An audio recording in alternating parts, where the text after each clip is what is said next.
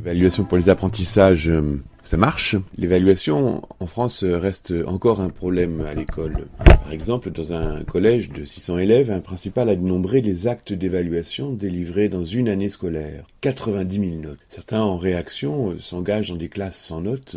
Quelle est exactement la question ? L'évaluation est l'activité la plus routinière, terriblement quotidienne, et celle dont on ne parle jamais. Assez, sauf pour s'en plaindre. Les concepts et les pratiques sont peu explicités dans une équipe, cela reste d'une certaine intimité professionnelle, alors que les effets sont d'une grande publicité.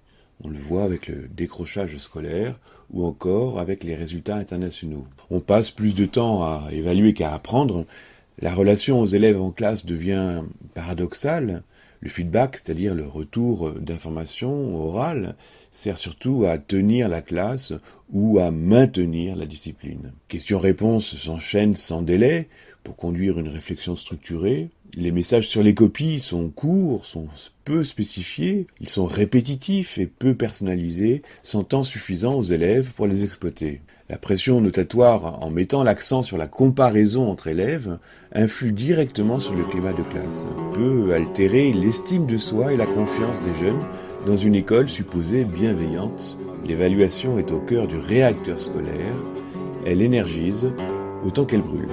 L'évaluation pour les apprentissages est issue d'une expérimentation validée et adoptée par des dizaines de pays actuellement à partir du livre clé de Black et Williams intitulé Working Inside the Black Box. L'évaluation pour les apprentissages est le processus consistant à chercher et à interpréter les informations dans la classe afin d'identifier où en sont les élèves dans leur apprentissage, vers où ils doivent aller et comment ils peuvent le faire de la meilleure possible. Il s'agit d'opérer un déplacement d'une évaluation des apprentissages à une évaluation pour les apprentissages caractérisée par 4 pratiques corrélées. Mettre en œuvre des questions orales efficaces et ouvertes et étendre le temps d'attente pour les réponses, utiliser les réponses des autres élèves.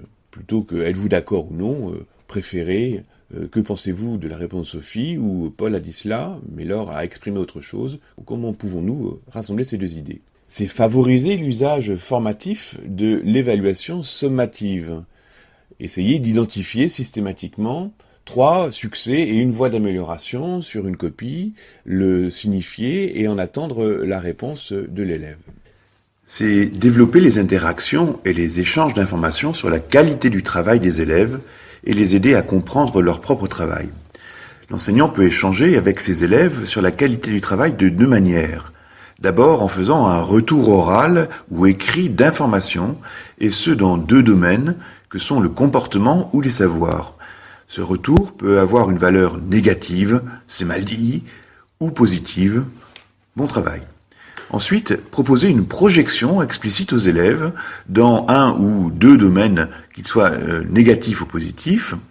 Par exemple, à partir de ton résultat, propose une autre démarche. Sans tout changer, il sera utile pour les élèves que l'enseignant développe particulièrement les retours d'informations positifs.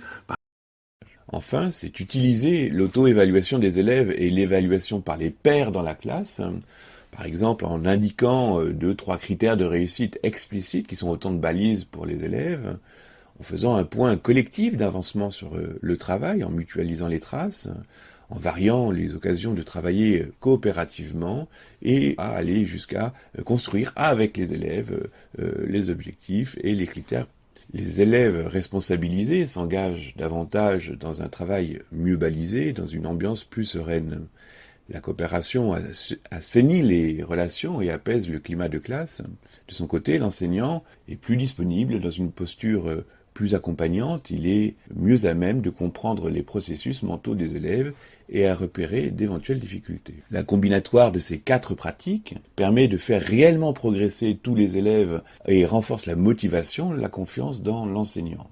L'évaluation agit comme un véritable processus de développement professionnel. En effet, la formation des enseignants sur les questions d'évaluation et la coopération des enseignants dans l'établissement sont des points clés. Ces pratiques sont bonnes quand on peut mettre en place des rencontres régulières avec des chercheurs, un jour par exemple toutes les 5 semaines, des visites et des observations de situations de classe qui donnent lieu à des comptes rendus, des séances et à des questions collectives, des recherches de solutions concrètes posées par les enseignants et suggérées souvent par la recherche, et du temps, de la liberté, du soutien pour les enseignants de leur part de leur chef d'établissement ou du directeur d'école. L'évaluation pour les apprentissages est un des 5 vecteurs de la transformation silencieuse de l'école.